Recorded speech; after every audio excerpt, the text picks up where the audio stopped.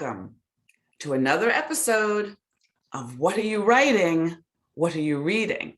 Notice I flipped that? That's because I seem to ask people about their reading recommendations last. So I know it's What Are You Writing? What Are You Reading? But today it's What Are You Reading? What Are You Writing? What Are You Reading? Yeah. Anyway, we are so glad that you are back. And if this is your first time, I'm Karen E. Osborne, because there are Karen Osbornes out there who are authors. So I'm Karen E. Osborne, and I'm the author of Getting It Right, Tangled Lies, and which just came out this July. And my next book, Reckonings, comes out next June. And I have a lovely, lovely guest today that you are going to enjoy. Eva Silverfine Ott. Did I pronounce that correctly, Eva? Yes, and in writing, I go by Eva Silverfine. I leave my husband out of it.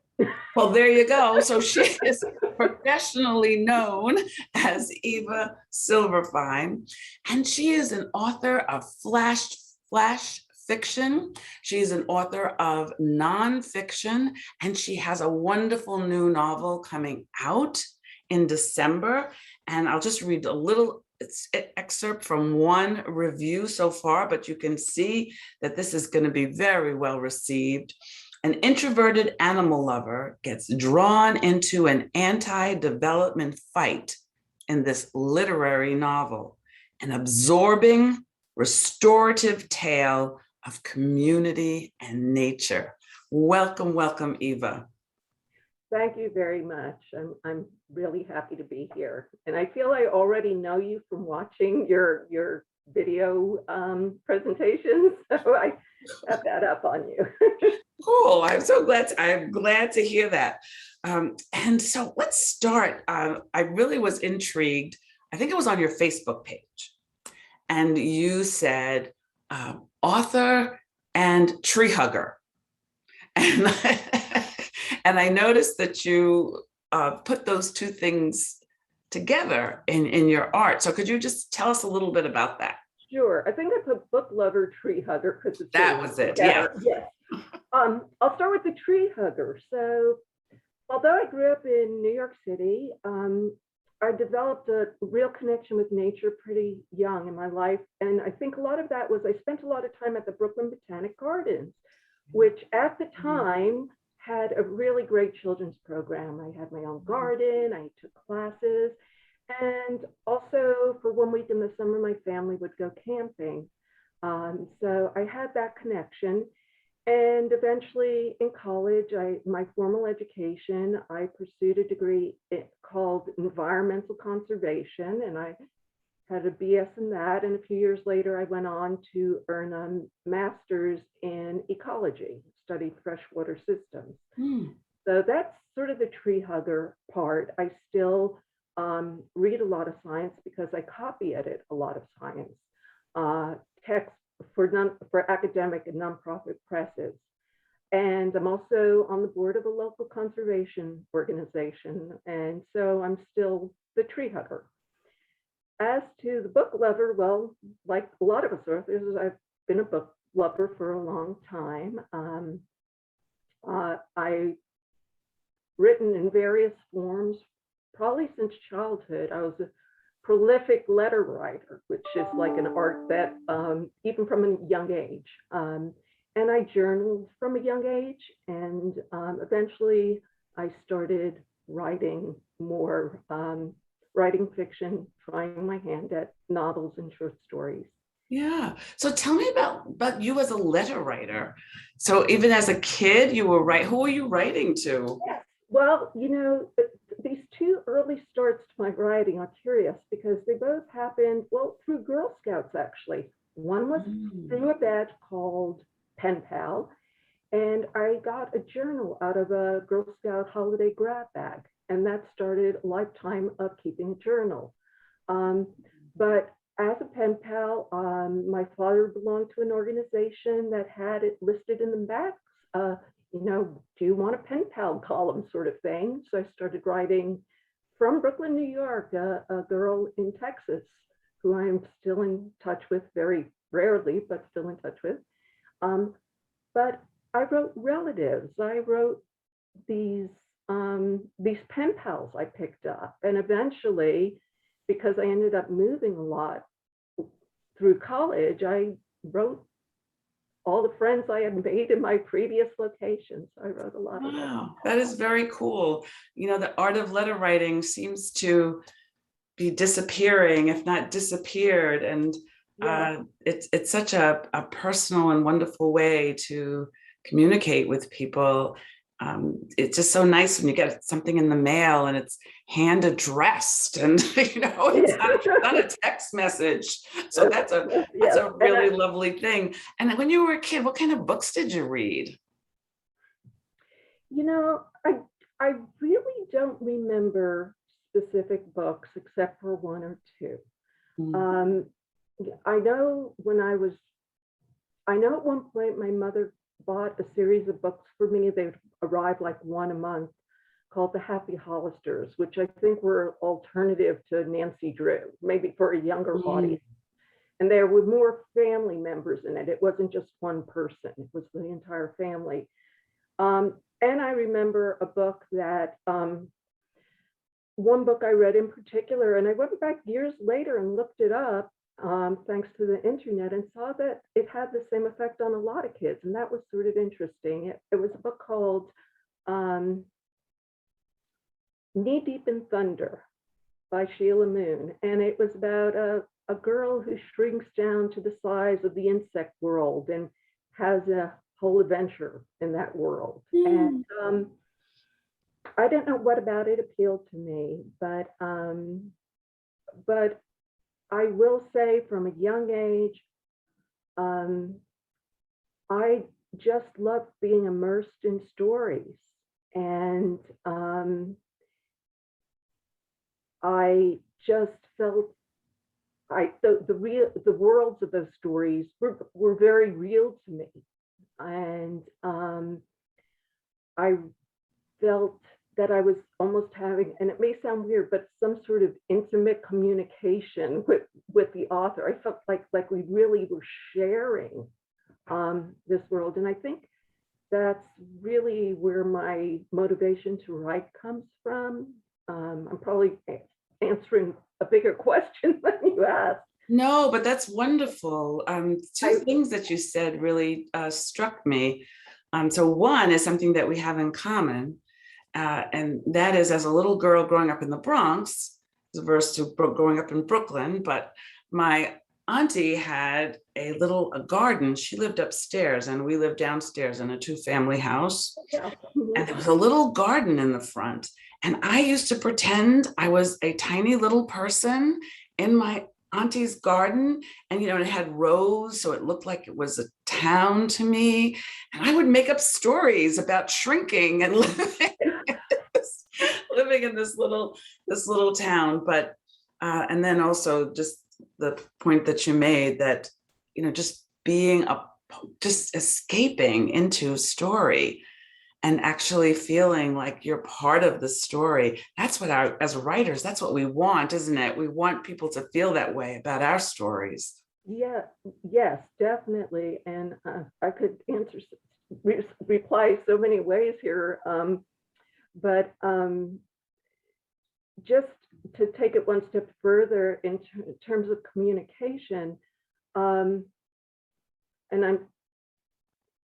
I really remember walking through the lobby of the one of the Brooklyn Public Libraries, the one in my neighborhood, and I'm sure I wouldn't describe it in these terms, but I had to be 12 or younger for me to be in that library, and thinking, I want to be a writer because I want to be able to share, do the same thing that I'm experiencing, to have that intimate communication with someone else. And so to me, writing is all about that communication, you know, and I work at that. And as a writer, you also know that no matter what you write and how you write it, somebody else may take it totally different. Any way they want. Yes. But that's interesting too. You learn, both you improve your skill, but you also learn from those sort of, I don't want to call them miscommunications, but different interpretations. Different. Yeah, different interpretations. I find that comes up when I do book clubs. I love, book signings are all great when you're just selling your stories, but being in a book club, being a guest at a book club and listening to them and how they interpret your writing and how they feel about your characters. And it's a very educational and also exciting experience because you hear how your characters touched other people and maybe in ways that you hadn't even intended. So you have a new book coming out in December, on December 2nd, which is so exciting. I always love that moment, the big open the box and get your fresh copies of the book. It's like a moment. I have them on hand. Oh, look at that. How to Bury Your Dog. Isn't that a wonderful feeling? So tell us. About the book. Yes. Well, I just wanted to speak to the title for a second because I've had such a reaction from some people to speak. I was like, oh, that book sounds really sad. Oh. And it's not. It's not. So How to Bury Your Dog is the story of a woman who lives in a rural community. And as you might guess from the title, she takes in a lot of animals that have been abandoned on her road. If you've ever lived in a rural community, as I do now, this is a phenomenon. People from town or city often will bring animals they no longer want to care for and leave them. Yeah. So on the day that she buries the dog that she's had the longest of her group of animals, she learns that a real estate developer has a big subdivision planned essentially in her backyard. And part of this backyard or adjacent property holds a very special place. It's what you'd call a relic community. It's an assortment of trees that should not be growing there. It's sort of a southeastern location, and these are more northern trees. And they've been there, left there since the last ice age, just because there's something about the topography that's different and allows it to be a little bit cooler there. Anyway, she reluctantly gets drawn into the fight against this development, but more importantly to the story, she gets drawn closer to two of her young neighbors. One is a very communicative, awkward 16-year-old boy, and the other is a very communicative, inquisitive 10-year-old boy. And over the course of the story, they just help one another along the way in moving on in their lives. And so it's a story of growth and transformation. And there's a more literal transformation of the dog over the course of the story. So. That sounds wonderful. That sounds like a wonderful, wonderful story. I'm a grandmother to a 10-year-old, a very talky 10-year-old, and a very quiet 15-year-old. My introvert and my extrovert. And we don't know about the baby yet. We're not sure what he is. But I think, so is it written for adults or is it written for middle grade, or who's the story for?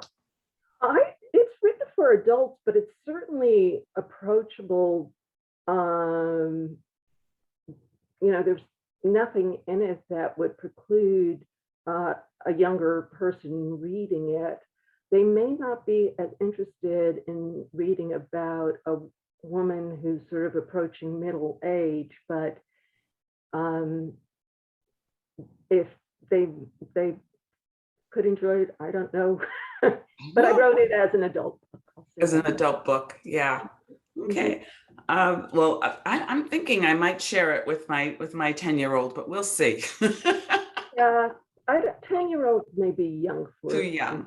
To be interested in the story. Yeah, to be interested in the story. Okay. All right. And do you have some books that you could recommend to our audience besides yours? Well, of course. Um, so one of my manuscripts that's sort of sitting and waiting for, as I mentioned, I do copy editing. And when I'm editing, I really can't write. They're two different sorts of things. So when I get a break, sometimes I only have time to work on something short, but I really like writing novels. That's what I really am interested in. And so I have a draft in waiting, well, multiple works in progress in waiting. And this one is speculative fiction. And so this past year, I've been reading a bit more speculative fiction or science fiction than I have in the past. So I've read Octavia Butler's Parable of the Sower, which is a wonderful, if you want to call it dystopian novel, wonderful, but just so believable in terms, she wrote it in the 1990s, and it just speaks so much to, it's too scary in how close it comes to what we've experienced in the past 4 or 5 years. Wow. So I read that. That's grounded in this world. Grounded in other worlds, I've read N.K. Jemison, who's written, I think she's fairly prolific. I've just read one of her trilogies, the Broken Earth trilogy.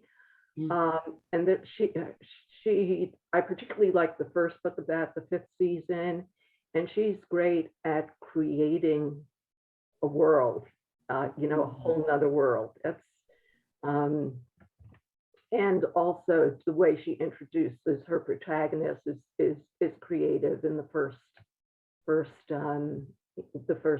That was really neat.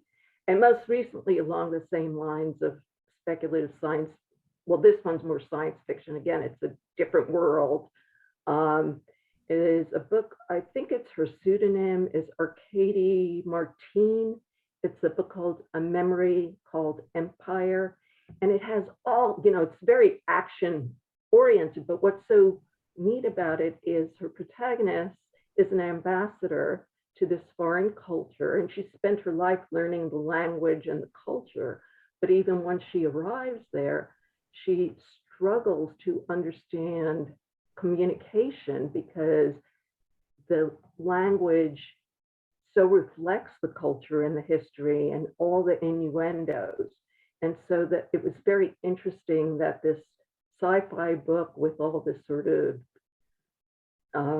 drama going on, I'll just call it a lot of drama, has this character really focuses on language itself and this woman's working at the language to understand what is really being said to her as we look at. And that was a neat perspective. Yeah, that sounds very interesting. And so, Eva, if our audience our growing audience would like to find you online, how could they and be in contact with you and learn more about your writing and your books? Where can they find you? Well, I have the advantage of having a pretty unique name. So, Eva Silverfine, Silverfine, gets you to me. I have a website, evasilverfine.com. I'm on Facebook as Eva Silverfine and Eva Silverfine author. I play on Instagram and Twitter, but really my website and Facebook are the best places to find me. Excellent, excellent. And so I hope you will find Eva. I hope that you will, you can pre-order her book. Her book is available for pre-order on Amazon and on Black Rose Writing's website. So you can pre-order, and Christmas is coming up. The holidays are coming up. You might want to give them to somebody as a gift. You can find me at KarenEosborne.com. I'm on Facebook, Karen E. Osborne Author on Facebook. I'm on LinkedIn and Instagram and Twitter and YouTube. So I hope you will look for both of us, and I hope we will see you next time for another episode of What Are You Reading? What Are You Writing? Thank you.